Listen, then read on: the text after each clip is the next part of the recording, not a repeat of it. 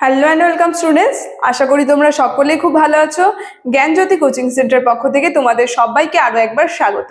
তো আমি মীরা ম্যাম, আমি আজকে তোমাদের সেমিস্টার থেকে বাংলা বিষয় থেকে আবার একটি নতুন টপিক নিয়ে চলে এসেছি। আজকে আমি যেটি নিয়ে আলোচনা করব, দেখো সেটা আমি বোর্ডেই লিখে দিয়েছি, তোমরা দেখতেই পারছো। তোমাদের যে বাংলা বিষয় রয়েছে সেখান থেকে বিহারীলাল চক্রবর্তী যে রয়েছে, একজন তোমাদের কাব্য সাহিত্যে একজন বিখ্যাত কবি বিহারীলাল চক্রবর্তী, তার রচিত একটি কাব্য, সেটা হচ্ছে সারদা মঙ্গল যে কাব্যটি রয়েছে, সে কাব্যটি সম্পর্কে আমি কিন্তু আজকে কিছু তথ্য আলোচনা করব। আলোচনাটি শুরু করার পূর্বে তোমাদের ছোট্ট করে একটা ইনফরমেশন বলে দিই। দেখো বোর্ডের কর্নারে তোমরা দুটো নাম্বার দেখতে পাচ্ছ, এটা হচ্ছে আমাদের Gyanjyoti coaching centre official helpline number. এখানে কিন্তু তোমাদের অনলাইনে ক্লাস করানো হয়, তার সঙ্গে তোমাদের নোটস দেওয়া হয়। তো তোমরা যারা যারা আমাদের সঙ্গে অনলাইন ক্লাসে যুক্ত হতে যাচ্ছ কিংবা আমাদের থেকে নোটস পেতে যাচ্ছ, তারা উপরে দেওয়া এই নাম্বার দুটির সঙ্গে যোগাযোগ করে কিন্তু আমাদের সঙ্গে যুক্ত হয়ে যেতে পারবে। ঠিক আছে, তাহলে আমি আমার আলোচনাটি শুরু করছি। দেখো, প্রথমেই বলেছি আজকে আমি যেটা নিয়ে আলোচনা করব সেটা হচ্ছে তোমাদের যে কাব্য সাহিত্য রয়েছে সেখান থেকে একজন বিখ্যাত কবি বিহারীলাল চক্রবর্তী, তার সৃষ্টি, তার রচিত একটি কাব্য সারদা মঙ্গল কাব্য, সেটা সম্পর্কে আলোচনা করব।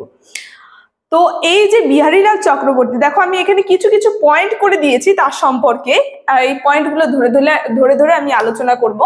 প্রথমে আমি লিখেছি যে বিহারীলাল চক্রবর্তী যে আছে, এটা হচ্ছে বিহারীলাল চক্রবর্তী রচিত শ্রেষ্ঠ কাব্য। ঠিক আছে, তিনি যে সমস্ত কাব্যগুলি রচনা করেছিলেন, এটা হচ্ছে তার রচিত একটি শ্রেষ্ঠ কাব্য, এই যে সারদা মঙ্গল কাব্যটি। ঠিক আছে, তাকে কিন্তু এই বিহারীলাল চক্রবর্তীকে যদি আমরা দেখি, তাকে কিন্তু গীতি কবিতার ইতিহাসে ভোরের পাখিও বলা হয়, কারণ তার হাত ধরেই কিন্তু এই যে গীতি কবিতা যে রয়েছে, এই কাব্য সাহিত্য একটা আধুনিক দিকে কিন্তু চলে এসেছিল তার হাত ধরে। ঠিক আছে, তো এই যে আমরা দেখব পরের পয়েন্টে আমি লিখেছি বাংলা গীতি কবিতার ইতিহাসে প্রথম কাব্য। যদি আমরা দেখি বাংলা গীতি কবিতার ইতিহাসের মধ্যে, সেখানে কিন্তু প্রথম কাব্য, এই কাব্যটির নাম ছিল সারদা মঙ্গল, যেটা এই বিহারীলাল চক্রবর্তী রচনা করেছিলেন। সালটা আমরা জেনে নিই, সালটা হচ্ছে 1879 সালে কিন্তু তিনি এই সারদা মঙ্গল কাব্যটি রচনা করেছিলেন। আর এই সারদা মঙ্গল কাব্যটি গীতি কবিতার ইতিহাসে কিন্তু প্রথম রচিত একটি কাব্য।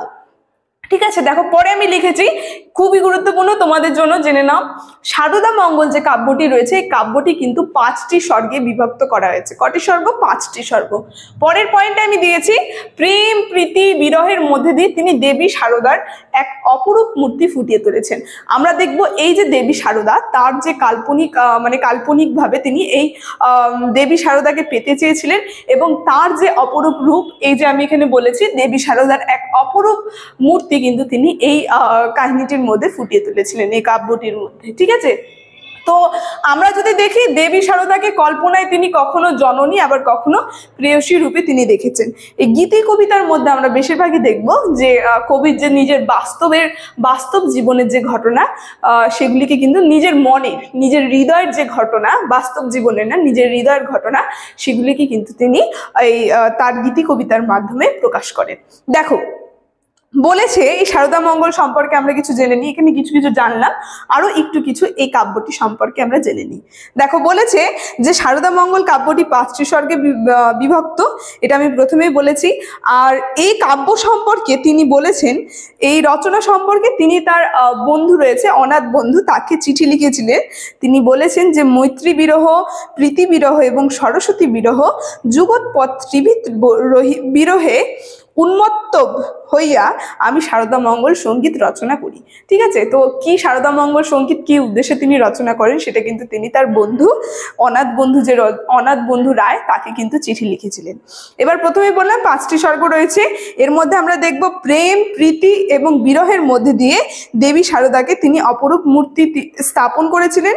সেইভাবে বলেছে যে সমালোচক শিশির কুমার যিনি আছেন, তিনি এই কাব্য সম্পর্কে লিখেছেন, এই যে কাব্যটি বিহারীলাল চক্রবর্তী লিখেছে, তার সঙ্গে তার শিশির কুমার দাস যে কবি রয়েছে, তিনি এই কাব্যটি সম্পর্কে একটু লিখেছেন। বলেছে যে মহাকাব্যের পরাক্রম ধারার পাশে সারদা মঙ্গল গীতির আবির্ভাব, এবং শেষ পর্যন্ত গীতি কাব্যের কাছে মহাকাব্যের পরাজয়ের ইতিহাসে সারদা মঙ্গল ইতিহাস তাৎপর্য ইতিহাস শেষ পর্যন্ত ঐতিহাসিক তাৎপর্য কাব্য। ঠিক আছে, তিনি কিন্তু এই সমস্ত লিখেছেন। আরেকবার শুনে নি যে মহাকাব্যের পরিক্রম ধারার পাশে শারদামঙ্গল গীতিকাব্যের আবির্ভাব এবং শেষ পর্যন্ত গীতিকাব্যের কাছে মহাকাব্যের পরাজয়ের ইতিহাস শারদামঙ্গল ঐতিহাসিক তাৎপর্যপূর্ণ কাব্য। ঠিক আছে, তো এইটা কিন্তু তিনি শিশির কুমার দাস তার রচিত এই কাব্যটি শারদামঙ্গল কাব্যটি সম্পর্কে লিখেছেন।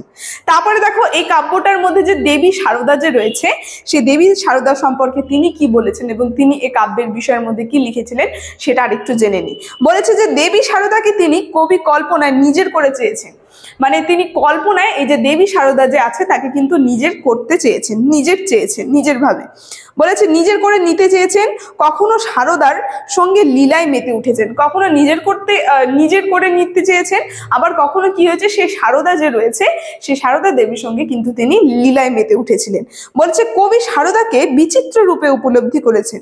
কবি শারদা যে রয়েছে সেখানে শুধুমাত্র একটা রূপ নয়, আমি এখানে বলে দিয়েছিলাম, তিনি বিচিত্র রূপে তাকে পেতে চেয়েছেন আর কি, বিচিত্র রূপ বর্ণনা করেছেন। বলেছে কখনো জননী কখনো প্রেয়সী, এইভাবে। ঠিক আছে, কখনো তিনি মা রূপে আবার কখনো নিজের প্রেয়সী রূপে কিন্তু তিনি দেখেছেন। বলেছে কবি শারদাকে বারংবার হারাবার আবার খুঁজে চলেন। ঠিক আছে, কি হয় কবি এখানে যে দেবী শারদা রয়েছে তাকে কিন্তু বারবার হারিয়ে ফেলে। ঠিক আছে, কাব্যর মধ্যে তিনি তাকে বারবার হারিয়ে ফেলে, আবার তাকে বারবার খুঁজে বের করে, খুঁজতে থাকে, হ্যাঁ খুঁজে চলে। বলেছে তাই সেই সম্পর্কে তিনি লিখেছেন যে এই কাব্যটির মধ্যে তিনি লিখেছেন তার সম্পর্কে যে হারায়েছি রে সাধের স্বপ্নের ললনা, মনসা মরালি আমার কোথা গেল বলনা, কমল কাননে বালা করে কত ফুল খেলা। ঠিক আছে, এই সম্পর্কে শারদা দেবী সম্পর্কে এই যে বারবার যে তিনি হারিয়েছেন আবার খুঁজে চলেছেন, তাই এই লাইনগুলি তিনি ব্যক্ত করেছেন। বলেছে প্রেমের দুই রূপ, তিনি বলেছেন প্রেমের দুই রূপ, একটা হচ্ছে বিরহ আর মিলন। এই বিরহ মিলনের সন্ধান দিয়েছেন কবি। এই কাব্যটার মধ্যে আমরা দেখব প্রেমের যে দুই রূপ, সেই দুই রূপেরই কিন্তু সন্ধানে তিনি গিয়েছেন। বলেছেন শারদামঙ্গল প্রেমের এক অপরূপ কাব্য। এই যে প্রেমের যে এক অপরূপ কাব্য আমরা কিন্তু লক্ষ্য করতে পারবো এই শারদামঙ্গল কাব্য। এই প্রেমকে কখনো নিজের করে নেন, আবার দেবী শারদাকে কখনো প্রকৃতির গহনতলে উপস্থিত করেন। এক মুহূর্ত না দেখে কবির হৃদয়ে তৃপ্তি নেই। ঠিক আছে, এই সম্পর্কে তিনি লিখেছেন যে দাঁড়াও হৃদয়েশ্বরী, ত্রিভুবন আলো করি, দুনয়ন ভরি ভরি দেখিব তোমায়, শারদা দেবীকে কিন্তু তিনি বলেছেন। ঠিক আছে, আবার এই কাব্যের থেকে বাংলার গীতি কবিতার নতুন পথ পেয়েছিল। এর জন্য রবীন্দ্রনাথ এই কাব্যের উচ্চ সংস্কৃত প্রশংসা করে। ঠিক আছে, তো এই কাব্য থেকে কিন্তু একটা নতুন ধারা এসেছিল, এই বাংলার গীতি কাব্যের কবিতাগুলি নতুন পথে অবলম্বন করেছিল। এই যে প্রেমের এক অপরূপ সৃষ্টি, মানে দুইটা রূপ, একটা হচ্ছে বিরহ মিলন, এই সমস্ত তিনি ফুটিয়ে তুলেছেন খুব সুন্দরভাবে তার এই কাব্যটির মধ্যে দিয়ে। ঠিক আছে, তো আজকে এই যে শারদামঙ্গল কাব্য, বিহারীলাল চক্রবর্তীর রচিত শারদামঙ্গল কাব্য সম্পর্কে আমার আলোচনা এতটুকুনি ছিল। আলোচনাটা আমি এখানেই শেষ করছি। ভিডিওটি যদি তোমাদের ভালো লেগে থাকে অবশ্যই like, comment, share and subscribe করে দেবে। Thank you.